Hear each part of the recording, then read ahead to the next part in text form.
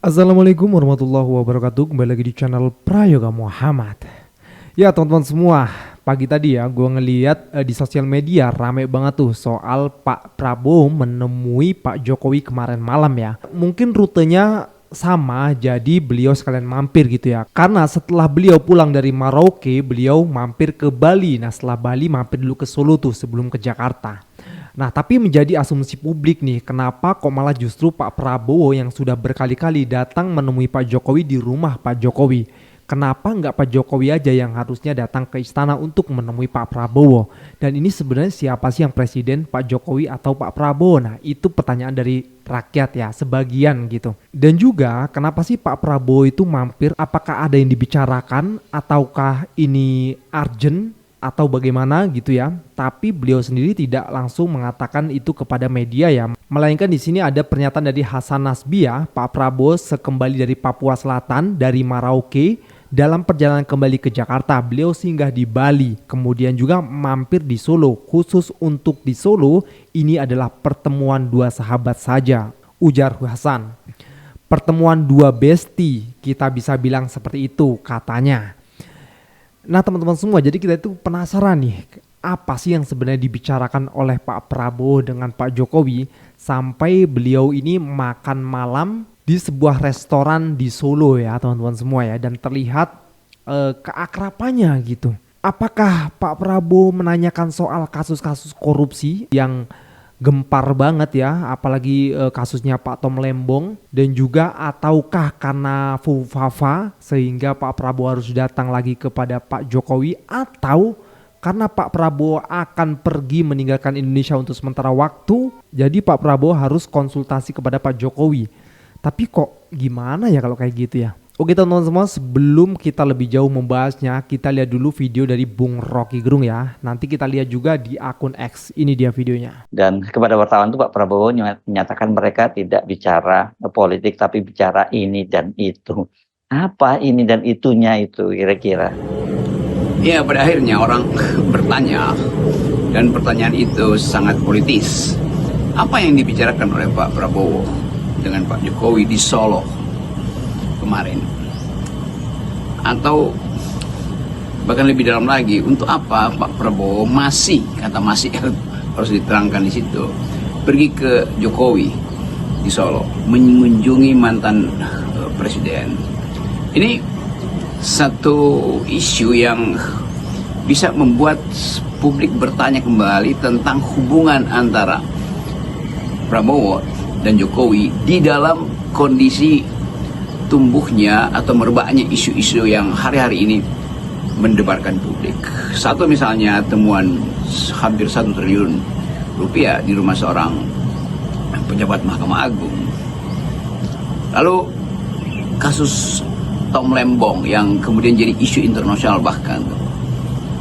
Jadi kalau kita coba untuk mengkonstruksikan pertemuan itu, tidak mungkin hanya sekedar kata Pak Prabowo ya cuman bicara-bicara aja tuh, dan bicara ini bicara itu.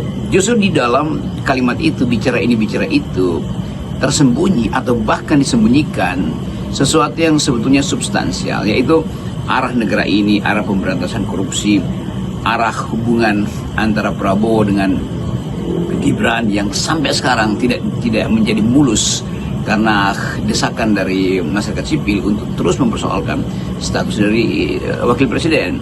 Kita hanya boleh menduga itu secara, sering saya pakai istilah hermeneutic of suspicion, menduga dengan mencurigai karena ada kuriositas itu. Sebentar lagi kita lihat bagaimana keadaan kepemimpinan wakil presiden ketika diserahkan tugas oleh Pak Prabowo, karena beliau akan pergi ke luar negeri mungkin 2-3 minggu untuk menghebohkan dunia misalnya dengan kabinet yang baru. Jadi sekali lagi hanya satu kemungkinan, yaitu ada hal strategis yang pasti dibicarakan oleh Pak Prabowo dengan Pak Gibran, dengan Pak Jokowi, atau sebaliknya urusan Gibran inilah yang menjadi inti kunjungan Pak Prabowo ke Pak Jokowi. Dan itu artinya, atau itu menunjukkan bahwa ada urgensi untuk sebut saja memastikan bahwa bagi Pak Jokowi bahwa tidak akan ada gejolak politik, terutama kalau Pak Prabowo lagi di luar negeri. Tidak akan ada gejolak politik kalau kasus-kasus Tom Lembong misalnya dibuka lebih jauh atau akhirnya dicurigai sebagai proyek politik untuk balas dendam dari Jokowi. Tidak akan ada keguncangan politik kalau uang 100 triliun yang 1 triliun yang ditemukan oleh jaksa itu mulai diusut asal usulnya tuh. Jadi sekali lagi kondisi pertemuan Pak Prabowo dan Pak Jokowi tetap menimbulkan sensasi dan sekaligus kuriositas. Ya tentu, apalagi rakyat tentu menunggu nih apa sih yang diobrolin beliau-beliau ini gitu loh. Karena yang namanya orang penting itu guys, apalagi Pak Prabowo itu orang nomor 1 ya di Indonesia ini ya. Nggak mungkin lah bertemu dengan seseorang hanya bertemu saja tanpa ada sesuatu yang diobrolin. Kalau kata Bung Rocky Gerung itu kemungkinan ngobrolin juga soal kasus Bu Fafa ini yang memang sulit banget untuk diredam gitu ya. Apa mungkin juga ngobrolin soal reuni 411 yang hari ini diselenggarakan.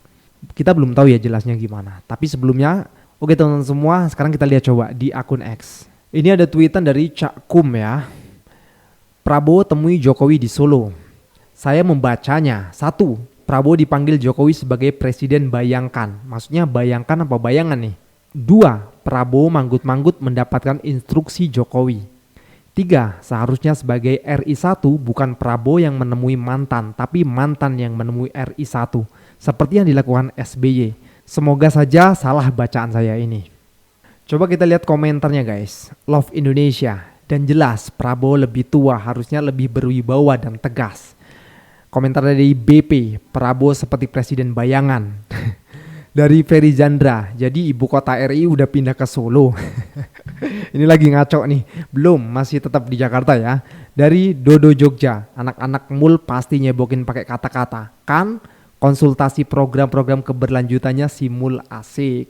Basi tahu katanya. Wah ini apa nih? Macam-macam kecanduan. Yang pertama kokain, alkohol, sabu-sabu, kekuasaan. Gambarnya ini Pak Jokowi dengan Gibran ini ya. Aduh. Ya teman-teman, memang agak aneh sih ya. Kenapa kok harus Pak Prabowo yang datang gitu loh. Harusnya kan Pak Jokowi yang mendatangi gitu ya. Ini tweetan dari tempo.co ya. Prabowo temui Jokowi. Pengamat bilang Gibran tak bisa diajak ambil kebijakan strategis.